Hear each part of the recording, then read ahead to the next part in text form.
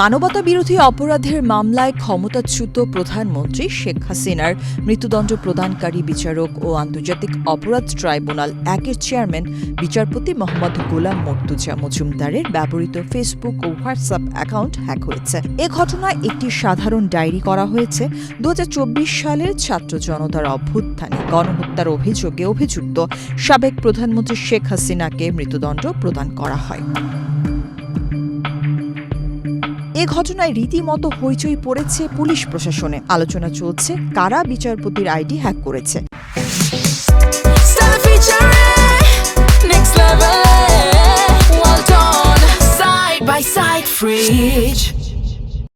এ নিয়ে তদন্তে নেমেছে আইনশৃঙ্খলা বাহিনী। নানা দিক বিশ্লেষণ করে হ্যাকারদের ধরার চেষ্টা চলছে। মঙ্গলবার ২৪ মার্চ রাজধানীর শাহবাগ থানায় করা ওই জিডিতে বলা হয়েছে, গত ১৮ মার্চ আন্তর্জাতিক অপরাধ ট্রাইব্যুনাল একের চেয়ারম্যান বিচারপতি গোলাম মর্তুজা মজুমদারের ব্যক্তিগত ফেসবুক ও হোয়াটসঅ্যাপ অ্যাকাউন্টটি কে বা কারা হ্যাক করেন। এর মাধ্যমে হ্যাকার বিভিন্ন অপকর্ম সাধনের আশঙ্কা রয়েছে।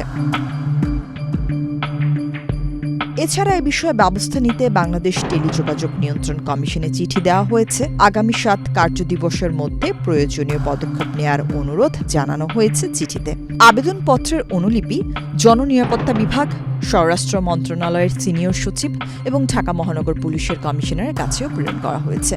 আদালত সূত্রে জানা যায়, গত ১৭ মার্চ তার মোবাইল ফোনে ত্রুটি দেখা দিলেও তখন তিনি বুঝতে পারেননি যে ফোনটি নিরাপত্তা ঝুঁকিতে পড়েছে।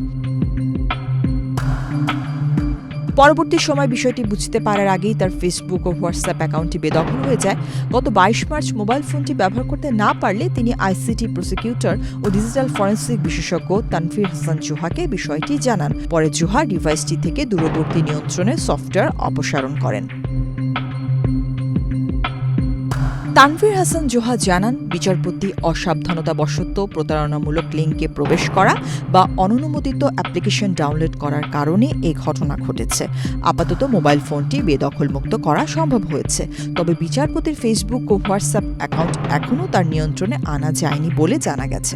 গত ১৭ নভেম্বর আন্তর্জাতিক অপরাধ ট্রাইব্যুনাল একের বিচারপতি গোলাম মর্তুজা মজুমদারের নেতৃত্বাধীন ৩ সদস্যের বেঞ্চ হাসিনার বিরুদ্ধে মৃত্যুদণ্ডের রায় ঘোষণা করেন। ২৪ জুলাই আগস্ট গণ অভ্যুত্থান দমনে সংঘটিত মানবতা বিরোধী অপরাধের মামলায় তৎকালীন প্রধানমন্ত্রী ও আওয়ামী লীগের সভাপতি শেখ হাসিনার প্রথম অভিযোগে আমৃত্যু কারাদণ্ড এবং দ্বিতীয় অভিযোগে ফাঁসির আদেশ দেন আন্তর্জাতিক অপরাধ ট্রাইব্যুনাল। সেই সঙ্গে অপর ২ আসামি আসাদুজ্জামান কামালের মৃত্যুদণ্ড ও সাবেক আইজিপি চৌধুরী আবদুল্লাহ আল মামুনের ৫ বছরের কারাদণ্ড দিয়েছেন ট্রাইব্যুনাল।